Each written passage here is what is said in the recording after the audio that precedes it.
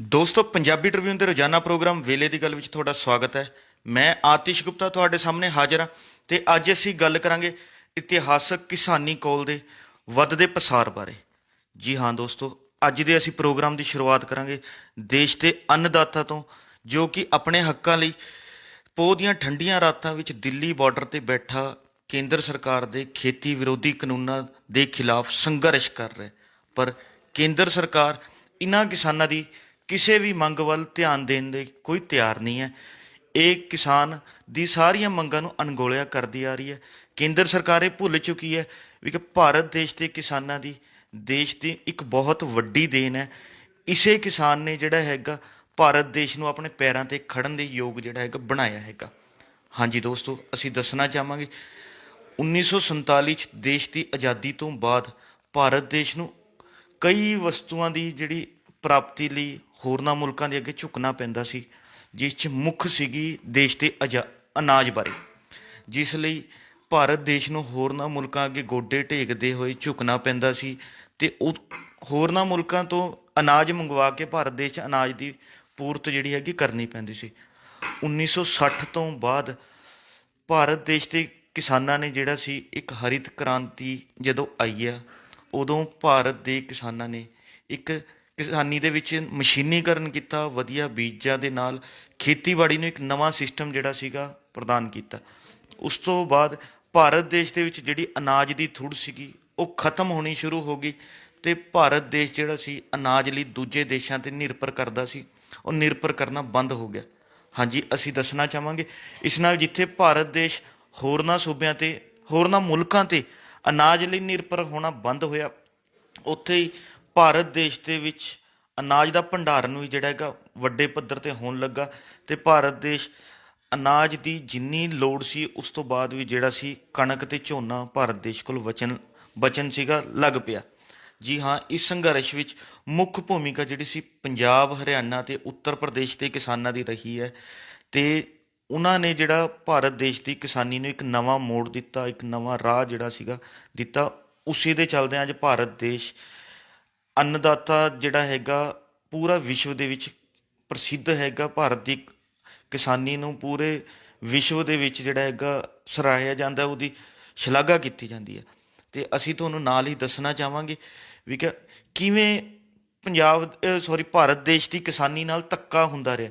ਜੇਕਰ ਅਸੀਂ ਗੱਲ ਕਰੀਏ 1976 ਦੀ, ਉਸ ਸਮੇਂ ਭਾਰਤ ਦੇਸ਼ ਦੇ ਵਿੱਚ ਕਣਕ ਦੀ ਜਿਹੜੀ ਕੀਮਤ ਸੀ 1 ਰੁਪਏ 5 ਪੈਸੇ ਕਿਲੋ ਸੀ ਅਤੇ ਡੀਜ਼ਲ ਦੀ ਕੀਮਤ ਜਿਹੜੀ ਸੀ 1 ਰੁਪਏ 41 ਪੈਸੇ ਸੀ। ਅਤੇ ਜੇਕਰ ਹੁਣ ਅਸੀਂ ਗੱਲ ਕਰੀਏ ਮੌਜੂਦਾ ਸਮੇਂ ਦੀ, ਭਾਰਤ ਵਿੱਚ ਕਣਕ ਦੀ ਕੀਮਤ ਜਿਹੜੀ ਹੈਗੀ ਹੈ ਉਹ ਕੋਈ 1850 ਰੁਪਏ ਦੇ ਕਰੀਬ ਹੈ, ਜੋ ਕਿ ਡੀਜ਼ਲ 80 ਰੁਪਏ ਤੋਂ ਉੱਪਰ ਹੋ ਗਿਆ। ਅਤੇ ਹੁਣ ਉਹ 1976 ਦਾ ਸਮਾਂ ਸੀ ਜਦੋਂ 2 ਕਿਲੋ ਕਣਕ ਵੇਚ ਕੇ 1 ਲੀਟਰ ਡੀਜ਼ਲ ਆ ਜਾਂਦਾ ਸੀ ਅਤੇ ਫਿਰ ਵੀ 70 ਪੈਸੇ ਦੇ ਕਰੀਬ ਜਿਹੜੇ ਬਚਦੇ ਸੀ। ਅਤੇ ਅੱਜ ਜਿਹੜਾ ਹੈਗਾ 4 ਕਿਲੋ ਕਣਕ ਵੇਚ ਕੇ ਵੀ 1 ਲੀਟਰ ਡੀਜ਼ਲ ਜਿਹੜਾ ਉਹ ਨਹੀਂ ਆਉਂਦਾ। ਅਤੇ ਇਸ ਤਰ੍ਹਾਂ ਹਲੇ ਸਰਕਾਰਾਂ ਕਹਿੰਦੀਆਂ ਆ ਰਹੀਆਂ ਵੀ ਕਿ ਉਹ ਕਿਸਾਨੀ ਲਈ ਬਹੁਤ ਕੁਝ ਕਰਦੀਆਂ ਆਈਆਂ ਨੇ, ਪਰ ਇਸ ਤੋਂ ਸਾਫ਼ ਹੋ ਜਾਂਦਾ ਹੈ ਵੀ ਕਿ ਸਰਕਾਰਾਂ ਨੇ ਕਿਸਾਨੀ ਲਈ ਕੀ ਕੁਝ ਕੀਤਾ ਅਤੇ ਉਸੇ ਦੇ ਚੱਲਦੇ ਜਿਹੜਾ ਅੱਜ ਭਾਰਤ ਦੇਸ਼ ਦੇ ਕਿਸਾਨਾਂ ਨੂੰ ਆਪਣੀ ਮੰਗਾਂ ਲਈ ਜਿਹੜੇ ਕੇਂਦਰ ਸਰਕਾਰ ਵੱਲੋਂ ਖੇਤੀ ਨੂੰ ਲਾਹੇਵੰਦ ਦੱਸਦੇ ਹੋਏ 3 ਕਾਨੂੰਨ ਲਿਆਂਦੇ ਆ, ਉਹਨਾਂ ਦੇ ਖਿਲਾਫ ਦਿੱਲੀ ਬਾਰਡਰ 'ਤੇ ਸੰਘਰਸ਼ ਕਰਨਾ ਪੈ ਰਿਹਾ। ਅਸੀਂ ਦੱਸਣਾ ਚਾਹਾਂਗੇ ਭਾਰਤ ਸਰਕਾਰ ਨੇ 5 ਜੂਨ ਨੂੰ ਖੇਤੀ ਸੁਧਾਰਾਂ ਦੇ ਨਾਂ 'ਤੇ 3 ਆਰਡੀਨੈਂਸ ਲਿਆਂਦੇ ਸੀ, ਜਿਸ ਨੂੰ ਕਿ ਬਾਅਦ 'ਚ ਉਹਨਾਂ ਨੇ 3 ਕਾਨੂੰਨਾਂ ਦਾ ਰੂਪ ਦਿੱਤਾ।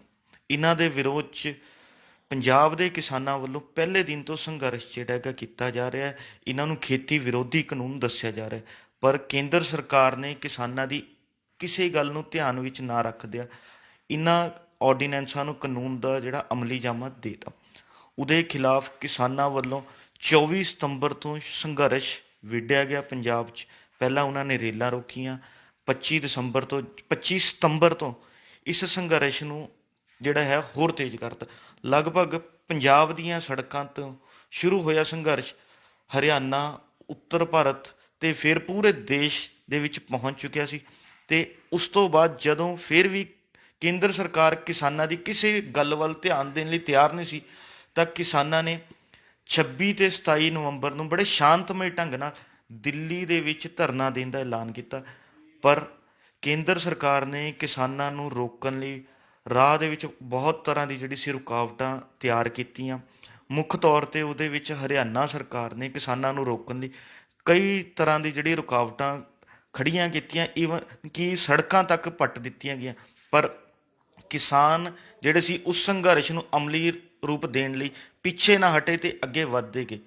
ਪੰਜਾਬ ਦੀ ਧਰਤੀ ਤੋਂ ਸ਼ੁਰੂ ਹੋਇਆ ਸੰਘਰਸ਼ ਦੇ ਵਿੱਚ ਭਾਜਪਾ ਤੇ ਦਬਾਅ ਇੰਨਾ ਕੁ ਵਧਿਆ ਕਿ ਕਈ ਭਾਜਪਾ ਆਗੂ ਭਾਜਪਾ ਨੂੰ ਅਲਵਿਦਾ ਕਹਿ ਕੇ ਕਿਸਾਨੀ ਸੰਘਰਸ਼ ਦੀ ਹਮਾਇਤ ਵਿੱਚ ਸੜਕਾਂ ਤੇ ਉਤਰੇ ਦਿਖਾਈ ਦਿੱਤੇ। ਤੇ ਉਸ ਤੋਂ ਬਾਅਦ ਕਿਸਾਨਾਂ ਨੇ ਪੰਜਾਬ ਦੇ ਸਾਰੇ ਭਾਜਪਾ ਆਗੂਆਂ ਦੇ ਘਰਾਂ ਦੇ ਬਾਹਰ ਘਿਰਾਓ ਕੀਤਾ, ਕਾਰਪੋਰੇਟਸ ਦਾ ਬਾਈਕਾਟ ਕੀਤਾ, ਜੋ ਕਿ ਹੁਣ ਤੱਕ ਲਗਾਤਾਰ ਜਾਰੀ ਹੈ। ਜੇਕਰ ਹੁਣ ਅਸੀਂ ਗੱਲ ਕਰੀਏ ਤਾਂ ਇਹ ਸੰਘਰਸ਼ ਪੰਜਾਬ ਤੋਂ ਬਾਅਦ ਹਰਿਆਣੇ ਦੇ ਵਿੱਚ ਵੀ ਪਹੁੰਚ ਗਿਆ, ਜਿੱਥੇ ਕਿਸਾਨਾਂ ਨੇ ਭਾਜਪਾ ਅਤੇ ਜੇਜੇਪੀ ਦੇ ਸਾਰੇ ਸਮਾਗਮਾਂ ਦਾ ਬਾਈਕਾਟ ਕਰਦਿਆਂ ਉਹਨਾਂ ਦਾ ਵਿਰੋਧ ਕਰਨ ਦਾ ਐਲਾਨ ਕੀਤਾ ਹੈ। ਉੱਥੇ ਹੀ ਜਿਹੜਾ ਹੈਗਾ ਮੁੱਖ ਮੰਤਰੀ ਮਨੋਹਰ ਲਾਲ ਖੱਟਰ ਤੇ ਦੁਸ਼ਯੰਤ ਚੌਟਾਲਾ ਦੇ ਸਾਰੇ ਸਮਾਗਮਾਂ ਦੇ ਬਾਹਰ ਧਰਨੇ ਦੇਣ ਦਾ ਵੀ ਐਲਾਨ ਕੀਤਾ ਹੈ। ਤੇ ਇਸ ਦੇ ਨਾਲ ਹੀ ਹਰਿਆਣਾ ਦੇ ਵਿੱਚ ਭਾਜਪਾ ਅਤੇ ਜੇਜੇਪੀ ਦੇ ਜਿਹੜਾ ਗਠਜੋੜ ਦੇ ਉੱਤੇ ਕਿਸਾਨੀ ਦਬਾਅ ਵੱਧਦਾ ਜਾ ਰਿਹਾ ਤੇ ਜਿਹੜਾ ਕਿਸਾਨਾਂ ਵੱਲੋਂ ਪਿੰਡਾਂ ਦੇ ਬਾਹਰ ਪੋਸਟਰ ਤੱਕ ਲਗਾ ਦਿੱਤੇ ਗਏ ਨੇ ਵੀ ਕਿ ਇੱਥੇ ਭਾਜਪਾ ਤੇ ਜੇਜੇਪੀ ਦੇ ਉਮੀਦਵਾਰਾਂ ਦਾ ਜਾਂ ਉਹਨਾਂ ਦੇ ਰਾਜਨੀਤਿਕ ਆਗੂਆਂ ਦਾ ਪਿੰਡ ਦੇ ਵਿੱਚ ਵੜਨਾ ਜਿਹੜਾ ਹੈਗਾ ਮਨ੍ਹਾ ਹੈ। ਤੇ ਇਹਦੇ ਨਾਲ ਨਾਲ ਜੇਜੇਪੀ ਤੇ ਜਿਹੜਾ ਦਬਾਅ ਜਿਹੜਾ ਹੈਗਾ ਮੁੱਖ ਤੌਰ ਤੇ ਜ਼ਿਆਦਾ ਵੱਧਦਾ ਜਾ ਰਿਹਾ, ਕਿਉਂਕਿ ਜੇਜੇਪੀ ਦਾ ਵੋਟ ਬੈਂਕ ਉਹ ਕਿਸਾਨੀ ਨਾਲ ਜੁੜਿਆ ਹੋਇਆ। ਉਪ ਮੁੱਖ ਮੰਤਰੀ ਦੁਸ਼ਯੰਤ ਚੌਟਾਲਾ ਦੇ ਦਾਦਾ ਦੇਵੀ ਲਾਲ ਜਿਹੜੇ ਸੀਗੇ ਉਹ ਕਿਸਾਨਾਂ ਦੀ ਹਮਾਇਤ ਕਰਦੇ ਆਏ ਸੀ। ਕਿਸੇ ਸਮੇਂ ਉਹਨਾਂ ਨੇ ਜਿਹੜਾ ਕਿਸਾਨੀ ਲਈ ਕੁਰਸੀ ਨੂੰ ਲੱਤ ਮਾਰ ਦਿੱਤੀ, ਪਰ ਅੱਜ ਉਪ ਮੁੱਖ ਮੰਤਰੀ ਜਿਹੜੇ ਹੈਗੇ ਆ ਉਹ ਕੁਰਸੀ ਲਈ ਕਿਸਾਨਾਂ ਨੂੰ ਲੱਤ ਮਾਰਦੇ ਦਿਖਾਈ ਦੇ ਰਹੇ ਨੇ। ਇਹ ਕਿਸਾਨ ਜਥੇਬੰਦੀਆਂ ਦੀ ਇਸ ਤੱਕ ਦੀ ਜਿਹੜੀ ਆ ਆਵਾਜ਼ ਕਹੀ ਜਾ ਰਹੀ ਹੈ, ਪਰ ਹਲੇ ਤੱਕ ਜਿਹੜਾ ਹੈਗਾ ਭਾਜਪਾ ਤੇ ਜੇਜੇਪੀ ਦਾ ਗਠਜੋੜ ਜਿਹੜਾ ਹੈਗਾ ਬੜਾ ਇੱਕ ਨਾਜ਼ੁਕ ਸਥਿਤੀ ਦੇ ਵਿੱਚ ਹਰਿਆਣੇ ਦੇ ਵਿੱਚ ਵਿਖਾਈ ਦੇ ਰਿਹਾ। ਤੇ ਦੂਜੇ ਪਾਸੇ ਅਸੀਂ ਗੱਲ ਕਰੀਏ ਕੇਂਦਰ ਸਰਕਾਰ ਦੀ, ਕੇਂਦਰ ਸਰਕਾਰ ਕਿਸਾਨਾਂ ਨੂੰ ਜਿਹੜਾ ਮਨਾਉਣ ਲਈ ਤਰ੍ਹਾਂ ਤਰ੍ਹਾਂ ਦੇ ਪੈਂਤੜੇ ਖੇਡਦਾ ਆ ਰਿਹਾ। ਹੁਣ ਤੱਕ ਜਿਹੜੀ ਹੈ 7 ਦੌਰ ਦੀ ਬੈਠਕਾਂ ਜਿਹੜੀਆਂ ਹੋ ਚੁੱਕੀਆਂ ਨੇ ਤੇ ਹੁਣ ਅਗਲੀ ਬੈਠਕ 4 ਜਨਵਰੀ ਨੂੰ ਰੱਖੀ ਗਈ ਹੈ, ਜਿਹਦੇ ਵਿੱਚ ਦੇਖੋ ਕੀ ਬਣਦਾ ਹੈ ਤਾਂ ਆਉਣ ਵਾਲਾ ਸਮਾਂ ਹੀ ਦੱਸੇਗਾ। ਪਰ ਕੇਂਦਰ ਸਰਕਾਰ ਨੇ ਕਿਸਾਨਾਂ ਦੀ ਵਧੇਰੇ ਮੰਗਾਂ ਮੰਨ ਲਈਆਂ ਨੇ ਤੇ ਹੋਰ ਵੀ ਉਹ ਕਹਿ ਰਹੇ ਨੇ ਵੀ ਕਿ 4 ਜਨਵਰੀ ਦੀ ਬੈਠਕ ਦੇ ਵਿੱਚ ਅਸੀਂ ਹੋਰ ਮੰਗਾਂ ਤੇ ਵੀ ਮੰਨਣ ਬਾਰੇ ਵਿਚਾਰ ਕੀਤਾ ਜਾ ਰਿਹਾ।